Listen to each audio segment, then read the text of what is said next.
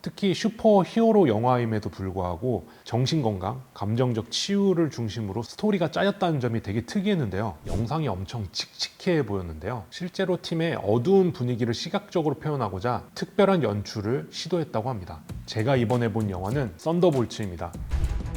We have no reliable heroes, stronger than all of the Avengers rolled into one, and soon to be known as Earth's mightiest hero. There's no use fighting. The Thunderbolt! 정확히는 썬더볼츠하고 위에 별표가 하나 있어요. 이걸 에스터 리스크라고 하는데요. 저 같은 경우에는 글을 쓸 때 한 단어에 대한 뜻을 밑에 주석처럼 보여주기 위해서 붙였던 것 같은데, 이 영화에서는 수정이 필요하다라는 뜻으로 붙여져 있습니다. 즉, 이 영화의 제목이 바뀔 가능성이 있다라는 것을 암시하고 있는데요. 이 부분에 대해서는 어떻게 변화가 되는지 직접 확인해 보시면 좋을 것 같습니다. 이번 마블 영화 어벤져스 엔드게임 이후로 드라마 시리즈 빼고 데드풀 빼고 그런 몇 개 없는데 연기, 스토리 등 다양한 면에서 보는 재미가 있지 않았나 싶습니다. 특히 슈퍼 히어로 영화임에도 불구하고 정신건강, 감정적 치유를 중심으로 스토리가 짜였다는 점이 되게 특이했는데요. 찾아보니까 각 히어로들, 캐릭터들을 통해서 우울증과 외로움을 담고 있다고 합니다. 특히 밥이라는 캐릭터, 이번에 새롭게 나온 캐릭터인데 이 캐릭터를 통해서 이 모습을 극대화시켜서 보여주고 있죠. 그래서 바로 썬더볼츠에 대해서 이야기를 시작해 보도록 하겠습니다. 밥의 히어로명은 센트리인데요. 몸 안에 두 가지 인격을 담고 있습니다. 센트리 그리고 보이드라고 하는데, 센트리는 당연히 선한 인격을 뜻하고요. 보이드는 어두운 인격을 뜻합니다. 100만 개의 태양이라고 불릴 정도로 토르 헐크랑 맞먹을 정도로 센 마블 최강의 히어로에 속하는데요. 내면에 또 다른 파괴적인 존재가 숨어 있다는 설정입니다. 힘이 강해질수록 이 보이드도 깨어나기 때문에 자신이 영웅으로 근접할수록 세상에 더 큰 위협이 된다라는 딜레마를 가지고 있는 캐릭터죠. 그래서 센트리는 자기 자신과 끊임없이 싸웁니다. 어떻게 보면은 가장 인간다운 히어로지 않나 싶기도 한데요. 그런데 이번 영화에서는 센트리가 자신의 내면의 고통을 혼자 해결하고 있지 않습니다. 낯선 동료들이 밥을 이해를 하고 위로해 줌으로써 도움을 주고 있죠. 이게 이 영화에서 되게 의미가 있는 게요. 화이트 위도우, 윈터 솔저, US 에이전트, 그리고 고스트, 이 캐릭터들 모두 내면에 큰 상처를 가지고 있는데 더 큰 고통을 가지고 있는 센트를 위해서 자신의 내면을 극복을 하고 도와준다는 점이에요. 영화에서는 이걸 엄청 강조하고 있습니다.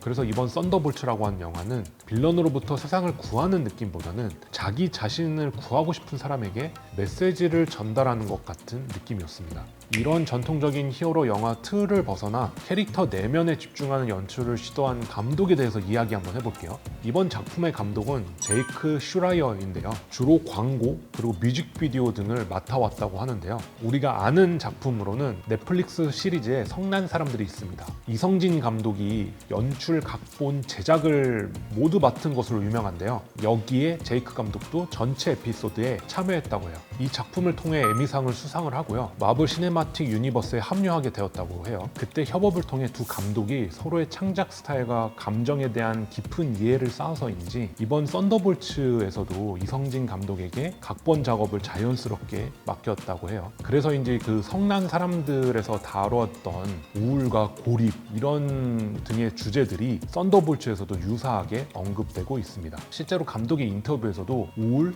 고립, 공허함은 더 이상 특수한 감정이 아니라 보편적인 것이다 라는 이성진 감독의 그 말을 인용하면서까지 썬더볼츠 안에서도 진실되고 섬세하게 그 감정을 표현하고자 많은 노력을 했다고 했습니다. 저처럼 마블을 영화로만 접하신 분들이라고 하면은 이 보이드라고 하는 것 여기저기 나오니까 혼돈이 일어나지 않을까 싶습니다. 찾아보니까 마블에서 이 보이드라고 하는 단어는 맥락에 따라 인격, 차원, 에너지, 존재 등 여러 의미로 사용되고 있습니다. 이번 썬더볼츠에서는 내면에 있는 악한 인격, 이걸 뜻할 때 보이드라고 했고요. 베놈 라스트 댄스에서는 널이라는 존재가 자기 자신을 소개할 때 I am Null, God of the Void, God of the Void.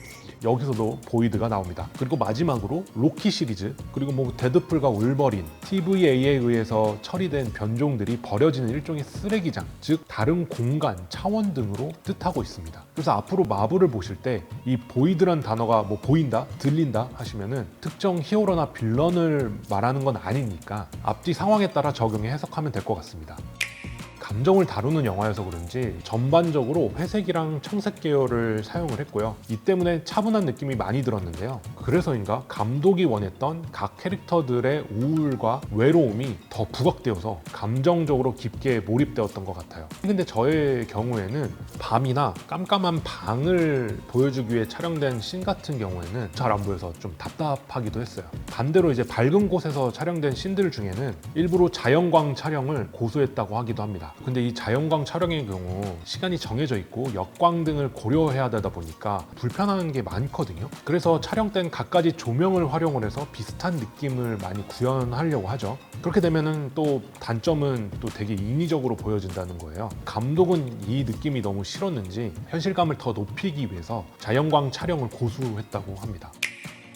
저는 영화를 보기 전에 이 제목에 대한 궁금증이 엄청 많았어요. 왜 썬더볼츠고 왜 썬더볼츠하고 별표가 붙어 있을까? 일단 썬더볼츠 좀 많이 촌스럽다는 느낌이 들잖아요. 천둥, 뭐 벼락, 그렇다 해서 토르가 나오지도 않아요. 영화를 보다 보니까 이제 알게 된 건데 옐레나가 어린 시절 소속했던 축구팀의 이름에서 따온 것이고요. 별표가 붙은 이유는 이게 누구의 동의도 없이 옐레나의 양아버지인 알렉세이, 즉 레드 가디언이 멋대로 지은 거라 별표가 붙은 거죠. 그러다 이제 마지막에 CIA 국장에서 재브랜딩이 되고 있습니다. 개인적으로 썬더볼츠에서 새 이름으로 브랜딩이 되는 이 과정이 좀 되게 의미 있다라고 생각을 하거든요. 그래서 저 나름대로 한번 해석을 해봤는데 우선 첫 번째, 캐릭터들의 과거와 현재 그리고 미래를 연결하는 상징적인 의미라는 것. 또 하나는 유년 시절 같이 아직 미숙해 보이는 각 캐릭터들이 차차 성장해서 기존 MCU와는 다른 새로운 정체성으로 이 팀을 이끌어가지 않을까, 하나의 뭐 변환점이 되지 않을까라고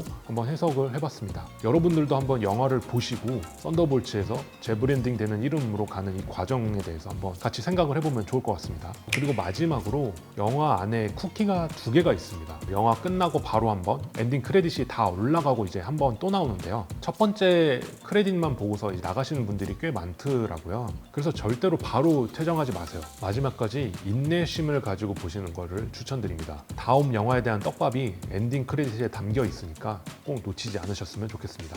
지금까지 썬더볼츠에 대해서 알아봤습니다. 분명 슈퍼히어로 무비이지만 그 안에 우울, 외로움, 트라우마 등을 다루고 있다는 점이 큰 차별 포인트라고 생각을 하고요. 빌런을 죽이거나 체포하는 것보다 넌 극복할 수 있어, 넌 다시 일어날 수 있어 등 응원을 전하는 사람들의 목소리가 담긴 영화였던 것 같습니다. 그래서 그동안 좋은 평을 듣지 못했던 마블이 이 영화를 기점으로 다양한 시도를 해보지 않을까 하며 조심스럽게 다음 작품을 기대해볼까 합니다. 더 많은 영화의 리뷰와 분석을 원하신다면 채널 구독과 좋아요 부탁드릴게요.